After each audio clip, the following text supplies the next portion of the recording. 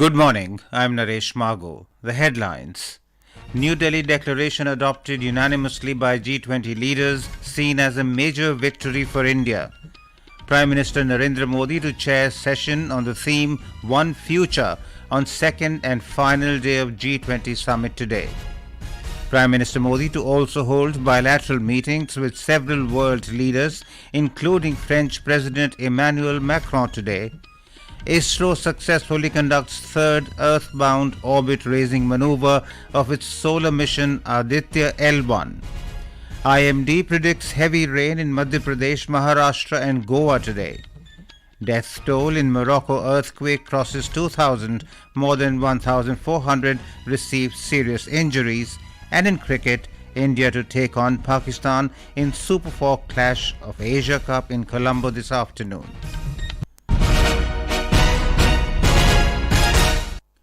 In a significant victory for India's G20 presidency, the member nations have unanimously adopted the New Delhi Leaders' Declaration.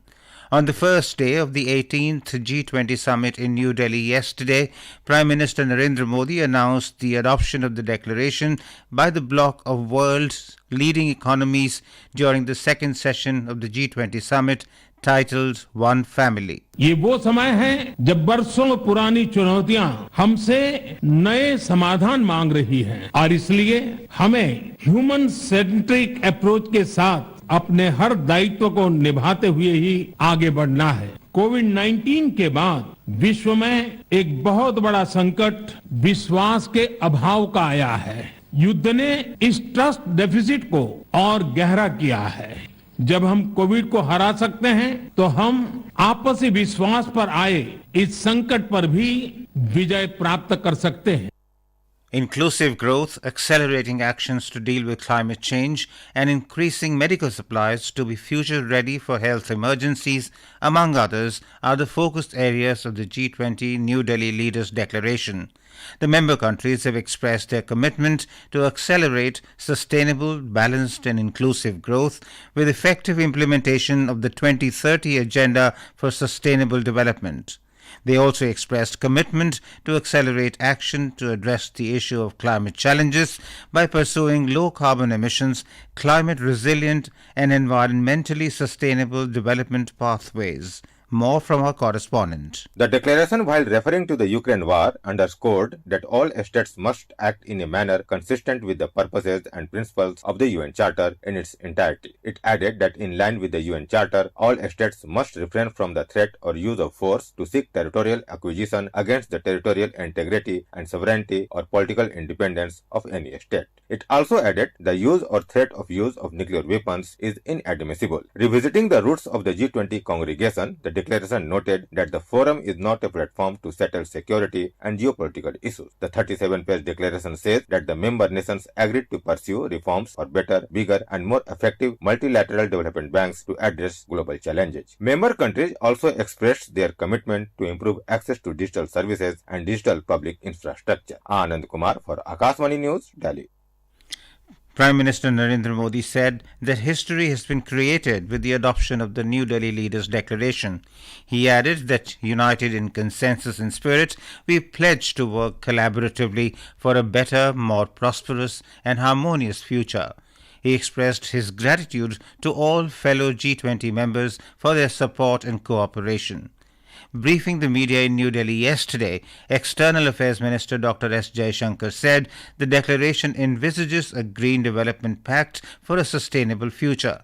He said the leaders condemned terrorism in all its forms and manifestations and recognized that it is one of the most serious threats to international peace and security.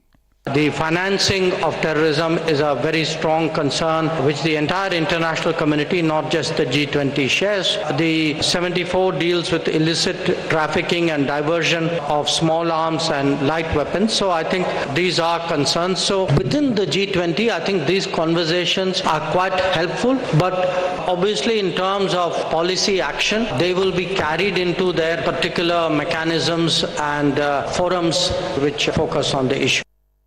Highlighting the key features of the New Delhi Declaration, India's G20 Sherpa Amitabh Kant said the key achievement is that every single country has come together to focus on the Green Development Pact. He said India's G20 has been the most ambitious in the history of G20 presidencies, with 112 outcomes and presidency documents. He added that with 83 paras and absolutely no dissent, the New Delhi Declaration symbolizes unparalleled global consensus. This has been the most ambitious presidency in G20's history ever, because the number of outcomes it has, both the outcomes and the annexed documents, are about 112, which is more than 2.5 times which has ever been achieved before. The New Delhi Leaders' Declaration has 83 paras in all. All 83 paras have 100% consensus across all countries. Earlier, with the kickstart of the 18th G20 Summit, the African Union became a permanent member of the grouping. At the inaugural session, Prime Minister Modi invited the head of the African Union, Azali Assoumani, to take his seat as a permanent member of the G20. India had proposed that the African Union be granted permanent membership of G20 with the sense of Sabka Saath, Sabka Vikas. In his remarks at the first session titled One Earth, Mr. Modi said India's G20 presidency has become a symbol of inclusion both inside and outside the country. He added that this has become the People's G20 in India, as crores of Indians are connected to this. Bharat की G20 presidency देश के भीतर और देश के बाहर inclusion का, सबका साथ का प्रतीक बन गई है। भारत में ये पीपल्स G20 बन गया। करोड़ों भारतीय इससे जुड़े। देश के 60 से ज्यादा शहरों में 200 से ज्यादा अधिक बैठकें हुई। सबका साथ की भावना से ही भारत ने प्रस्ताव रखा था कि अफ्रीकन यूनियन को G20 की स्थायी सदस्यता दी जाए। मेरा विश्वास है कि इस प्रस्ताव पर हम सबकी सहमति है। Mr. Modi also called upon the world to come together to transform the global trust deficit among nations into trust and confidence. He said this is the time for everyone to move together. The Prime Minister said the 21st century is an important time to show the world a new direction. He stressed that the world should move ahead, fulfilling responsibilities with a human-centric approach.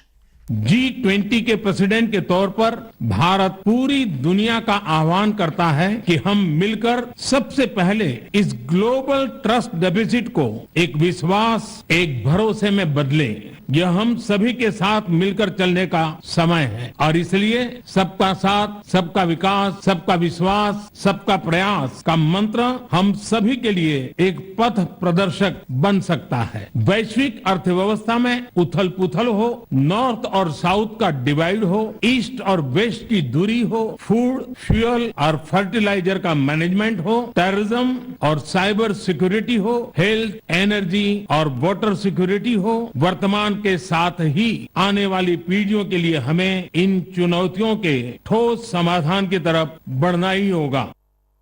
On the second and final day of the G20 Leaders Summit today, Prime Minister Narendra Modi will chair the session based on the theme One Future. Besides, several bilateral meetings have also been lined up. The Prime Minister will hold meetings with French President Emmanuel Macron and will also do a pull-aside meeting with Canadian leaders and bilateral meetings with leaders of Comoros, Turkey, UAE, South Korea, European Union, European Commission, Brazil and Nigeria. Apart from the bilateral and G20 summit meeting, the world's leaders and delegates are scheduled to visit Rajghat to pay homage to Mahatma Gandhi.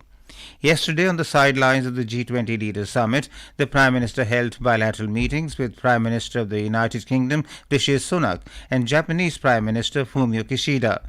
The Prime Minister said during his meeting with his Japanese counterpart, they took stock of the bilateral ties and the ground covered during India's G20 presidency and Japan's G7 presidency. He said New Delhi is eager to enhance cooperation in connectivity, commerce and other sectors. About his meeting with the UK Prime Minister, Mr. Modi said they discussed ways to deepen trade linkages and boost investment. He added that India and the UK will keep working for a prosperous and sustainable planet. He also held bilateral talks with Italian Prime Minister Giorgia Meloni. He said the talks covered sectors including trade, commerce, defense, and emerging technologies. He added that India and Italy will keep working together for global prosperity. President Draupadi Murmu also hosted state dinner for all the heads of delegations. News just in, world's leaders and delegates attending the G20 Summit visited Rajghat this morning to pay tributes to Mahatma Gandhi. Prime Minister Narendra Modi received them at Rajghat. United Kingdom Prime Minister Rishi Sunak today visited Akshardham Temple in New Delhi and offered prayers. This is Akashvani giving you the news. For quick news updates round the clock, follow us on our Twitter handle at AIR News Alerts. India's first solar mission, Aditya L1, has successfully performed the third Earth-bound manoeuvre early morning. Indian Space Research Organisation ISRO said the third Earth-bound manoeuvre is performed successfully from ISTRAC, Bengaluru. ISRO's ground stations at Mauritius, Bengaluru, SDSC, SHAR and Port Blair tracked the satellite during the operation. ISRO added that the next manoeuvre is scheduled for September 15, 2023, around 200 hours IST. India Meteorological Department IMD has forecast fairly widespread rainfall activity over Goa and Madhya Maharashtra for today and over Madhya Pradesh till tomorrow. IMD has also forecast moderate to widespread rainfall activity over Andaman and Nicobar Islands till the 12th of this month and over Odisha on 12th and 13th. IMD said rainfall activity is also expected today over the Ghat areas of Tamil Nadu, Puducherry and Karaikal and tomorrow in Kerala and Mahe and over coastal Andhra Pradesh and Telangana for 2 days from the 12th of this month. Meanwhile, light to moderate rainfall lashed various parts of the national capital today, due to which residents of the city got some respite from the hot and humid weather.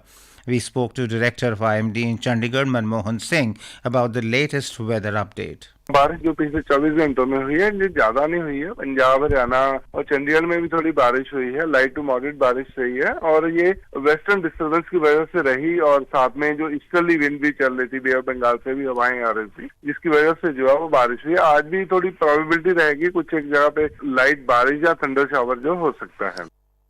In Morocco, the death toll from the 6.8 magnitude earthquake has risen over 2,000, while about 1,400 are said to be injured. As per reports, the rescue teams are yet to reach out to more victims who are said to be stuck in remote areas and hard hit by the quake. The toll is likely to go up. In Asia Cup Cricket 2023, India will take on Pakistan in a Super 4 clash at Premadasa International Cricket Stadium in Colombo today. The match will start at 3 p.m. IST. A reserve day has been incorporated for the Asia Cup 2023 Super 4 match between India and Pakistan. If adverse weather suspends play during the Pakistan versus India game, the match will continue on 11 September from the point it was suspended. And now for a look at today's newspapers, it's over to VC Pramod. Thank you, Naresh. The stories about the Delhi declaration at the G20 Summit in New Delhi are splashed on the front pages of all dailies. History at G20, we do declare, says Hindustan Times. Global consensus made in India, writes the Times of India.